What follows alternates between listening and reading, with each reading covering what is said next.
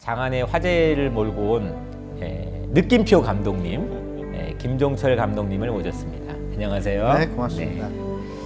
저희 처음 뵐 때 이렇게 수염이 있고 해서 그 주이시들 수염이 있잖아요. 그래서 이 유대인들하고 이방인들 사이 경계에 서 있는 분처럼 이분이 과연 어떤 분일까 그런 범상함이 느껴져가지고 물음표들이 좀 생겨나고 또 양력들을 보니까 기독교 다큐멘터리 영화만 이렇게 쭉 관심 갖고 찍으셨더라고요. 흔치 않는 일인데 그래서 몇 가지 이렇게 물음표들이 많이 있었는데 오늘 우리 시청자 여러분들에게 한 느낌표를 10개 정도는 팍팍 이렇게 전달해 주시는 그런 알겠습니다. 시간이 되면 좋겠습니다. 잠깐 제가 김종철 감독님 시청자 여러분들에게 소개해 드리면요. 영화 회복으로 많은 분들에게 도전을 주셨어요. 그뿐만 아니라 영화 용서, 또 요즘 최근에 제3성전. 이 제3성전은 세계 40개 언어로 지금 번역이 돼서 보급이 돼 있다 그러고요. 이렇게 기독교 다큐멘터리 영화를 많이 찍으셨고요. 또 이스라엘을 무려 42차례 다양한 이유로 취재 여행을 하셨고요. 이스라엘 관련 서적이 참 많이 있어요. 17권. 그러니까 뭐 이스라엘의 독보적인 최고 전문가이신 것 같아요. 걸어다니는 이스라엘. 그래서 너무 오늘 귀한 시간이 될 것 같고요. 근데 이번에는 이스라엘에는 안 가시고 왜 또 뉴욕에 이렇게 오셨는지.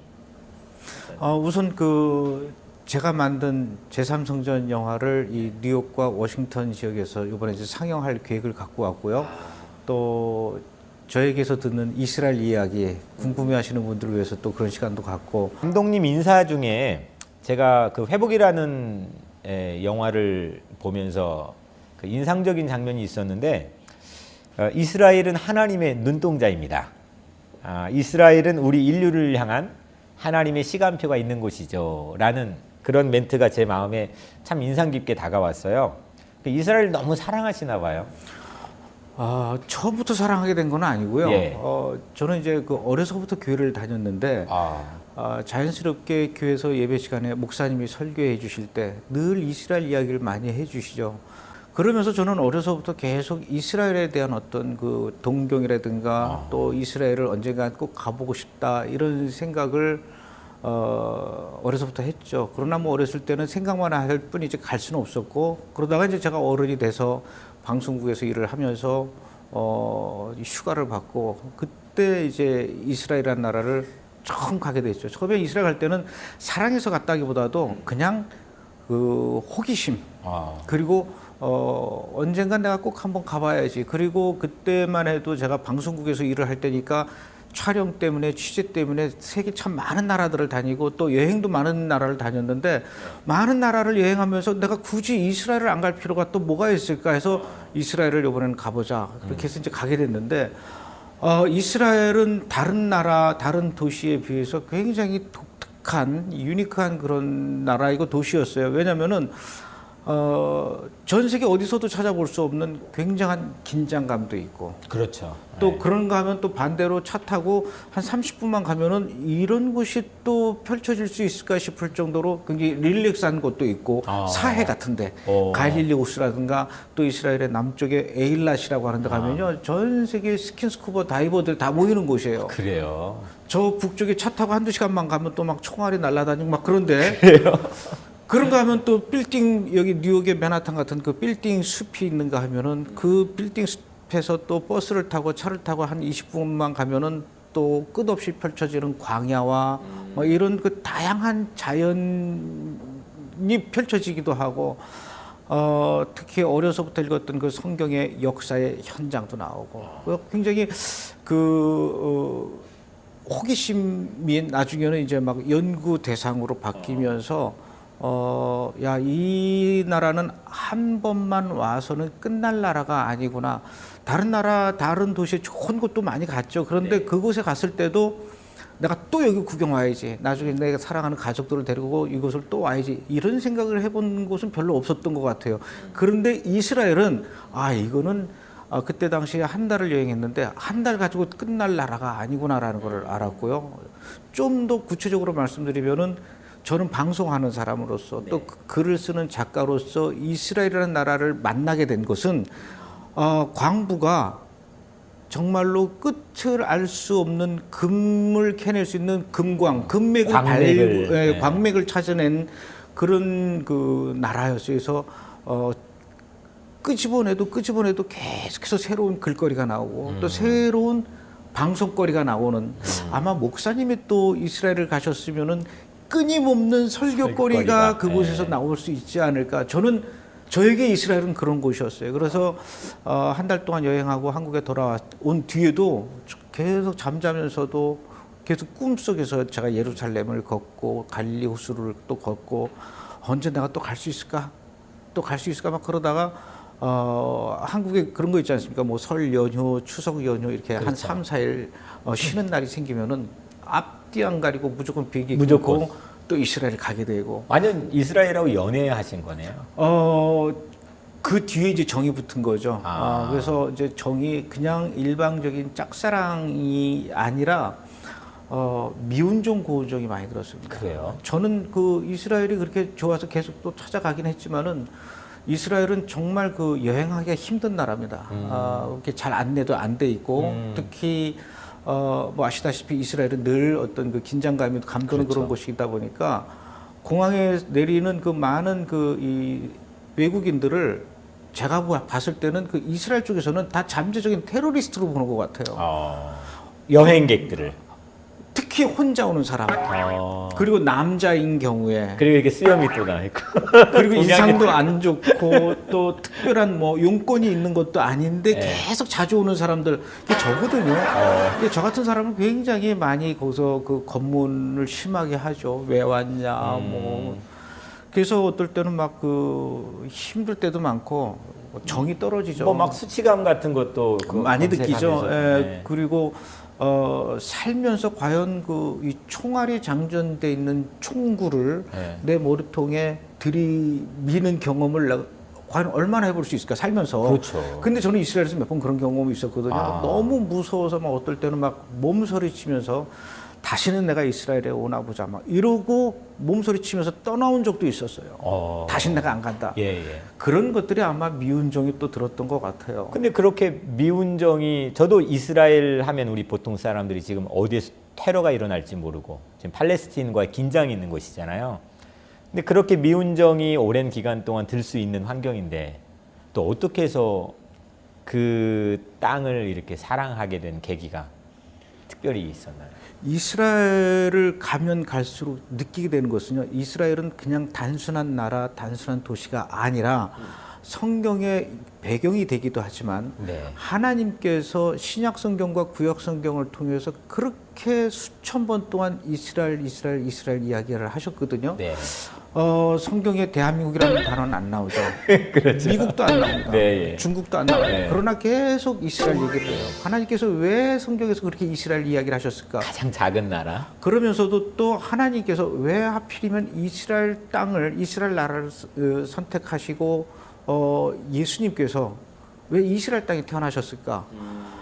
이스라엘을 이렇게 갈 때마다 느끼는 게 예수님이 좀 가까운 일본에서 태어나셨다거나 아니면은 예수님이 괌에서 태어나셨다면은 성지 순례도 하고 또 그 바닷가에서 수영도 하고 또 가깝고 그렇죠. 얼마나 좋습니까? 네. 근데 정말로 웬만한 사람들은 큰 용기를 내지 않으면 갈 수 없을 만큼 긴장감이 그러는 그 땅 이스라엘에서 인간이 살 수 없는 광야가 70%인 이스라엘 땅에서 예수님이 태어나셨단 말이에요.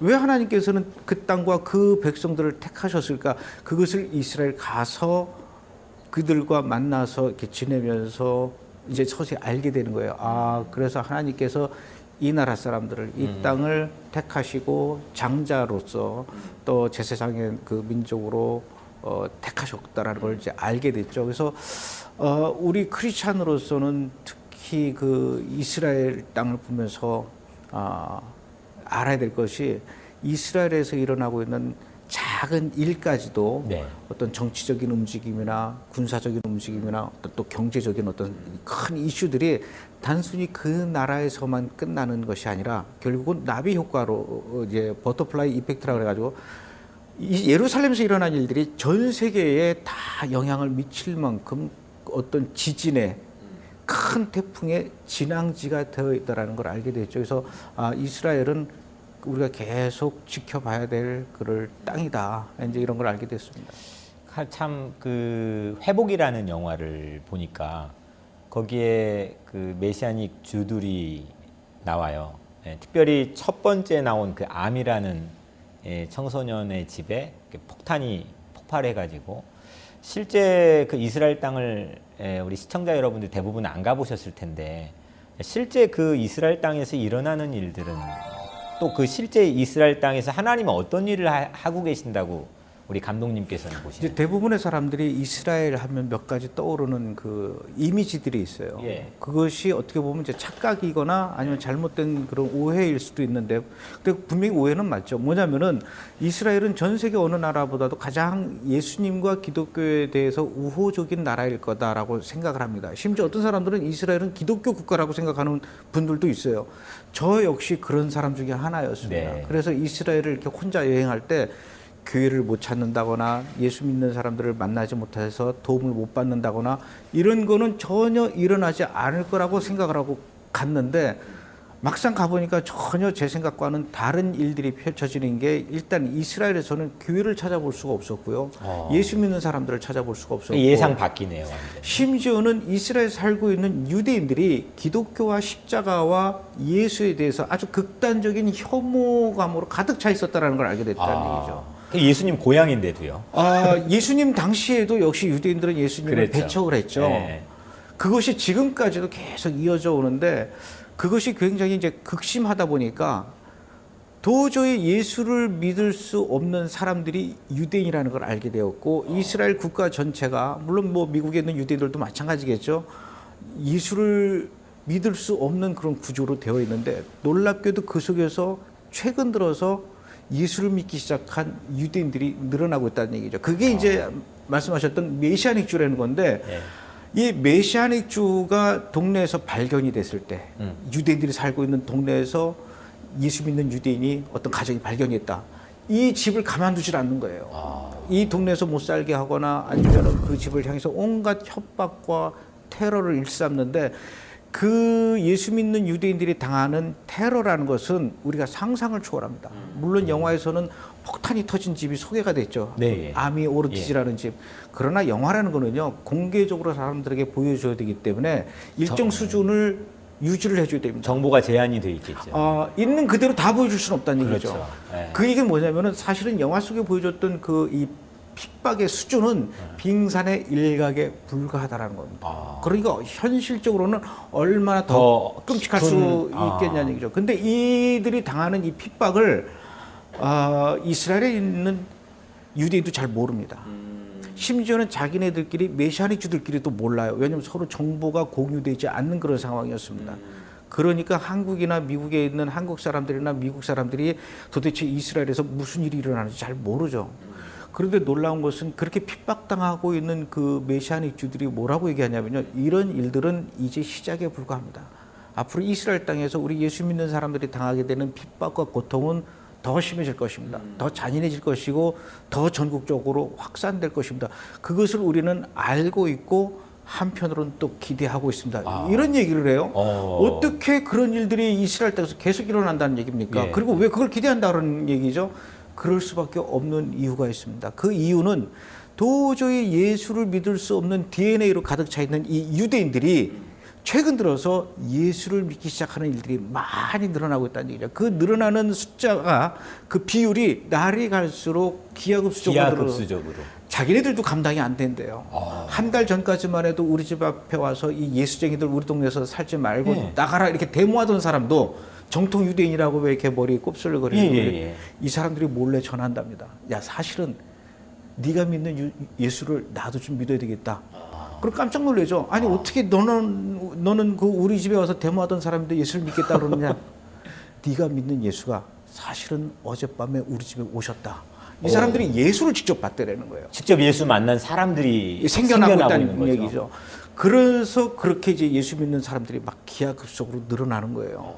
예수 믿는 사람들이 늘어나니까 유대인들 입장에서 봤을 때는 엊그저께까지만 해도 같이 데모하고 예수 믿는 사람들을 핍박하던 동료가 변질자가 된 겁니다. 네. 배신자가 된 거죠. 그리고 우리 또 한편의 갈등이 그 안에서도 생겨나게. 그러니까 이제 더욱더 이 정통 핍박이. 유대인 입장에서는 그 핍박의 강도가 높아질 더 수밖에 높아지겠네. 없는 거예요. 그래서 계속해서 이스라엘에서 그렇게 예수 믿는 사람들이 늘어나면 늘어날수록 핍박은 더 심해지게 된다라는 거죠. 이런 얘기를 하는데 야 이게 지금 이스라엘에서 우리가 그동안 모르고 있었던 엄청난 성령의 변화가 바람이 불고 있고 이들이 예수를 믿기 시작하고 있고 이스라엘 땅이 변해가고 있구나라는 것을 알게 된 거죠. 이거를 과연 얼마나 사람들이 알까? 제가 그 메시아닉 주들한테 물어봤습니다. 이런 얘기를 누가 와서 취재 간 적이 있습니까? 그때 아무도 없대요. 이건 내가 하겠습니다. 그래서 이제 영화를 만들기 시작한 것이 회복이라는 영화가 된 거죠. 그래요. 그게 이제 좋은 그 동기가 된 거네요. 그 영화가 나왔을 때 영화를 보고 많은 사람들이 굉장히 충격을 받았죠. 네. 야, 내가 알고 있었던 이스라엘과는 다르구나. 이 얘기는 뭐냐면요. 내가 알고 있었던 이스라엘과 다르다라는 것은 현재 이스라엘의 모습을 제외한 다른 것들은 잘 몰랐다라는 거예요.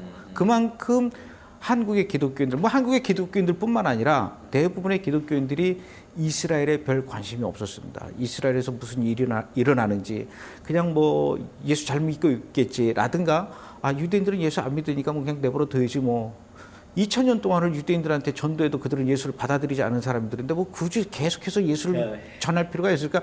무관심의 대상이었고 처음부터 거절했던 사람인데.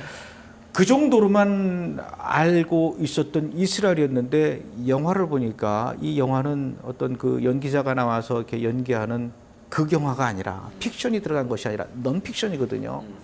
이스라엘 몰랐던 그 이스라엘에 대해서 우리가 좀 관심을 가져야 되고 지금 이스라엘을 통해서 하나님께서 어떤 일들을 하고 있구나라는 것에 대해서 이제 기독교인들이 깨닫기 시작한 결정적인 계기가 된 거죠. 지금 이제 말씀을 들으니까 사실 지난 2000년 역사가 이제 기독교의 역사이기도 하지만 세계에서 이루어났던 모든 많은 일들이 유대인들을 매개로 한 갈등 문제들이 상당히 많이 있잖아요.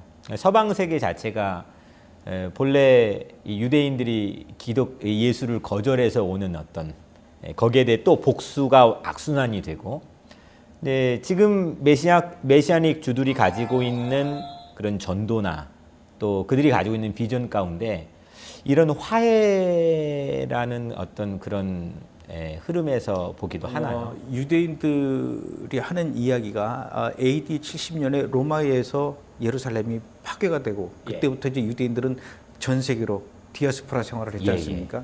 그게 말이 전 세계지 한 민족이 2000년 전에 전 세계로 퍼져나간다는 것은 쉬운 일이 아닙니다. 어떤 유대인은 아프리카로 가고 어떤 유대인은 유럽으로 가고 어떤 유대인은 러시아로 가고 심지어 어떤 유대인은 중국까지도 가고 인도까지도 오고 전 세계로 흩어진다라는 것은 유대인의 영향력이 그만큼 전 세계로 흩어졌다라는 것이고 나라 없이 남의 나라에서 얹혀 산다라는 것은 굉장한 생존력을 요구하는 것입니다. 그 생존력이 결국은 그 전 세계의 어떤 문명을 발전시키는데 큰 역할을 했죠.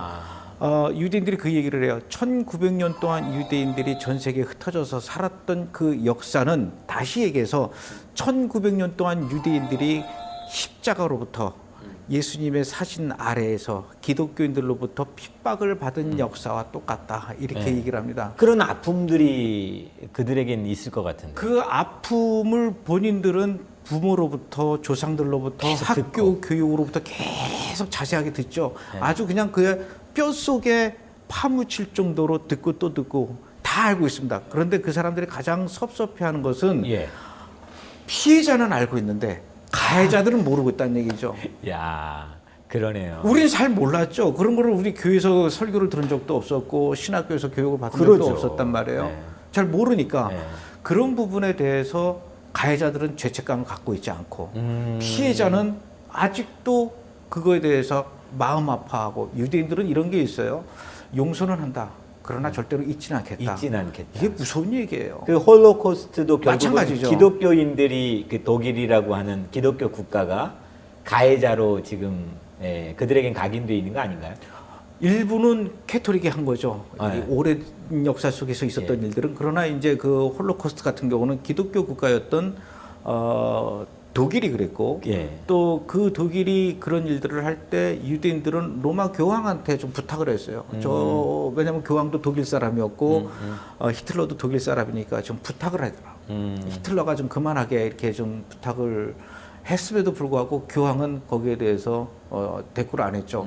더 기가 막힌 것은 그런 일들이 일어나고 있다라는 것을 유럽과 미국 등 기독교 국가에서도 다 알고 있었음에도 불구하고 침묵하고 수수방관했다라는 것에 대해서 기독교나 캐토릭이나 똑같다라고 보는 거죠. 그렇죠. 그게 그거다. 예. 네. 그런 측면에서 우리 기독교인들은 그 교육을 통해서 유대인만큼 알고 있지 못하기 때문에 이제는 우리가 좀 그런 거에 대해서 좀 알아야 되지 않을까. 알면은요, 그렇다고 해서 모든 것들이 다 유대인을 사랑하게 될 수는 없겠지만은 알게 되면은 나는 그전에는 몰랐으니까 뭐 죄책감을 못 느꼈지만 알고 나면은 유대인들이 저럴 수밖에 없는 것들을 일정 부분 이해할 수 있게 되고 연민을 느끼게 되고 또 할 수만 있다면은 과거에 내가 그런 건 아니지만 우리 조상들이 또 다른 사람들이 그런 것이긴 하지만 내가 대신 이제라도 유대인들을 만나서 손을 붙잡고 얼마나 그동안 힘들었니? 얼마나 섭섭했니? 내가 몰랐었는데 내가 알고 나니까 니들의 손을 잡아주고 싶다. 니들을 위로해주고 싶다.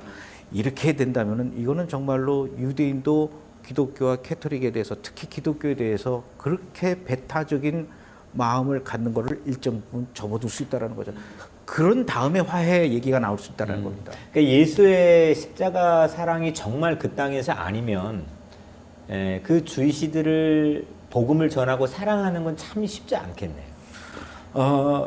정말 그리스도의 복음이 아니면요, 정말 쳐다도 보기 싫은 정말 땅이 그럴 것 이스라엘이고 같아요. 쳐다도 보기 싫은 사람들이 유대인들이에요. 이쪽에서 한 대 때렸다고 또 때리고 이게 지금 엄청난 세월 동안 반복된 건데 그들에게 정말 사랑하고 목숨을 내걸고 복음을 전한다는 것은 정말 십자가에 못 박혀 죽으신 예수님의 사랑이 아니면, 근데 우리 그러면 감독님은 그 땅을 40여 차례 방문하고 관심을 갖고 또 그렇게 역사를 알게 되고 하면서 정말 그 정통 유대인들, 종교인들이건 간에 그 사람들을 어때 사랑하는 마음이 생기셨어요?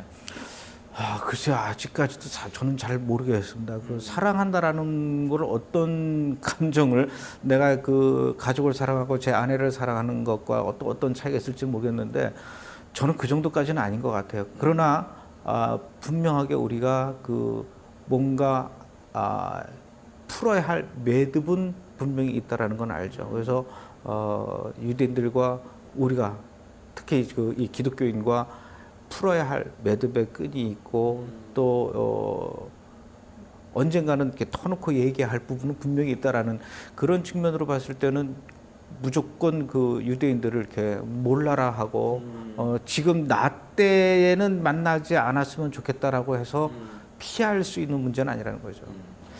그러니까 2000년 전에 저도 그런 궁금증이 있었어요. 내 나라도 아니고 다른 나라에서 일어났던 처형 사건인데 그 처형 사건에서 일어났던 스토리가 많은 사람들에게 사랑의 교과서가 되고 있단 말이에요. 오늘날 2000년이 지난 지금 우리 김종철 감독님이 소개해 주신 오늘날의 유대인들의 상황들, 그들을 사랑해야 되고 그들에게 복음을 전하고 싶은 메시아닉 주들, 그들의 어떤 십자가의 삶을 통해서 오늘날 또 전 세계에 흩어져 있는 많은 사람들이 야, 사랑의 교과서가 이런 거구나 라고 하는 걸 배울 수 있지 않을까라는 그런 느낌이 우리 감독님 얘기 들으면서 드네요. 1900년 동안 나라가 민족이 사라졌다가 다시 생겨난다는 것은 인류 역사상 유일합니다. 공교롭게도 지금 황금사원이라고 이슬람 사원이 들어서 있는데요.